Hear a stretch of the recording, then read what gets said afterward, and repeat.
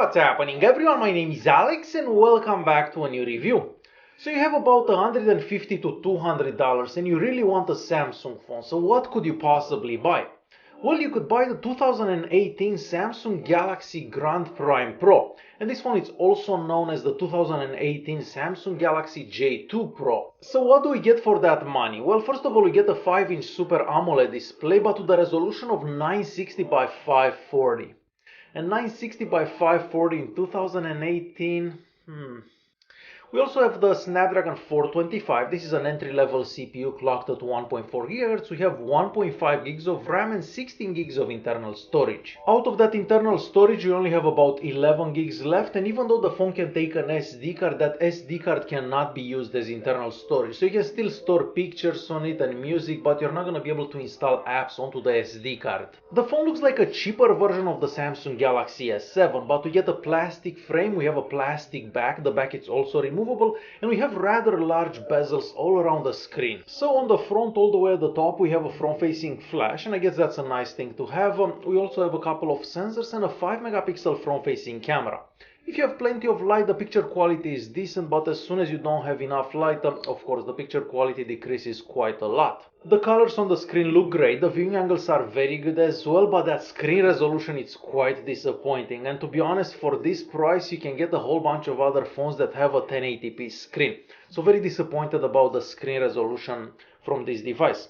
Now the screen sensitivity is very good, so I don't really have any complaints about that, and you can touch the screen in 5 places at the same time and the screen can register. And just below the screen you're gonna find the multitasking button. We also have the home button and the return key. Unfortunately, this phone doesn't have a fingerprint scanner, so even though there is room for a fingerprint scanner in that home button, well, there is no fingerprint scanner available. As I mentioned earlier, the phone's frame is also made out of plastic. So on the right hand side we have the power button, and the power button is also made out of plastic. At the top we have a 3.5mm audio jack, and surprisingly enough the sound coming out of the audio jack is quite good. And moving on to the left hand side of the phone, there we have the volume buttons, and those buttons are also made out of plastic, and all the way at the bottom we have the microphone and the micro USB charging port.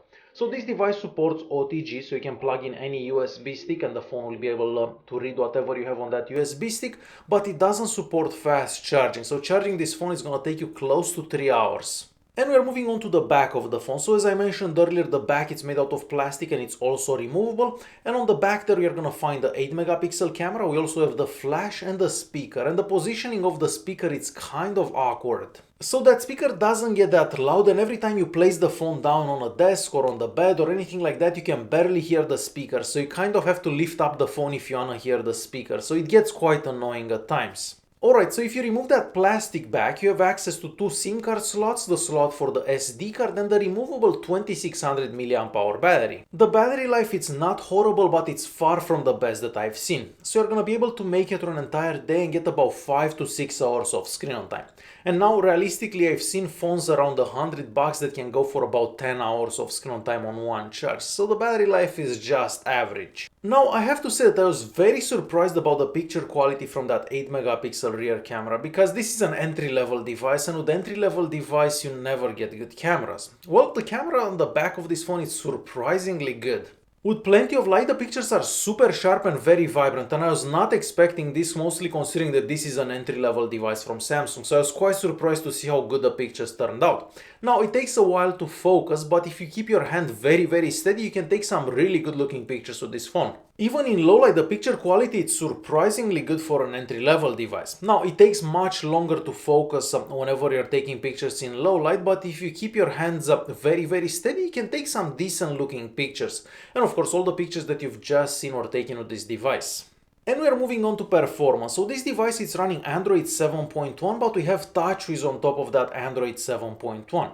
Now, when you see a flagship device from Samsung, it does work fairly good with TouchWiz, but this one, well, it's not the same story. So the phone kind of struggles with that TouchWiz on top of Android, because TouchWiz is kind of heavy.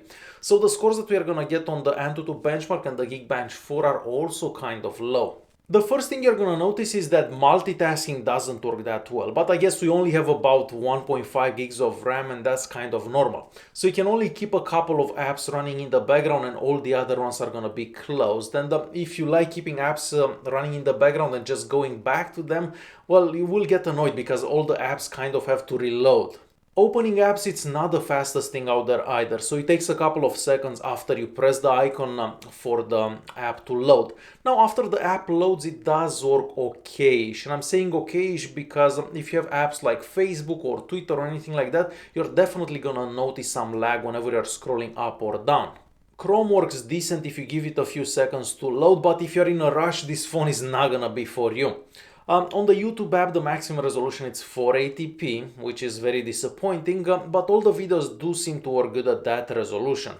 Gaming is also possible, but only if you don't have crazy expectations. I mean, I was able to play Traffic Rider without any skipped frames or any lag, but if you're planning to play some bigger games, the phone will definitely struggle with those. And we're moving on to the GPS unit inside this phone. So it only takes half a second for the phone to find your location, and once your location is found, it doesn't seem to lose it. And of course, using Google Maps also works great. As for sensors, well, we don't really have any sensors and we don't even have a sensor for auto brightness. So every time you want to change the brightness, you're gonna have to do it manually. So it doesn't matter if you're in a dark room or somewhere where there is a lot of light, you always have to change the brightness manually. And we're moving on to connectivity. So the phone supports 4G connectivity, but we don't get dual band Wi-Fi or NFC. The speaker on top here gets loud enough so you can hear most conversations, and the call quality is also good. As for the speeds over the 4G network and Wi-Fi, they're quite good as well. And it's time to conclude this video. So for the price, the phone doesn't exactly offer the best specs, and realistically for $200 you can get a lot of other phones that are much better. So you'd only buy this phone if you really need to have that Samsung brand at the top there. Other than that, I don't really see any reason for buying this phone, and that resolution of 960 by 540. Yeah. On that note, thanks for watching. Hopefully you liked this video, and if you did like it, press that like button. Don't forget to subscribe, and I'll see you in the next one.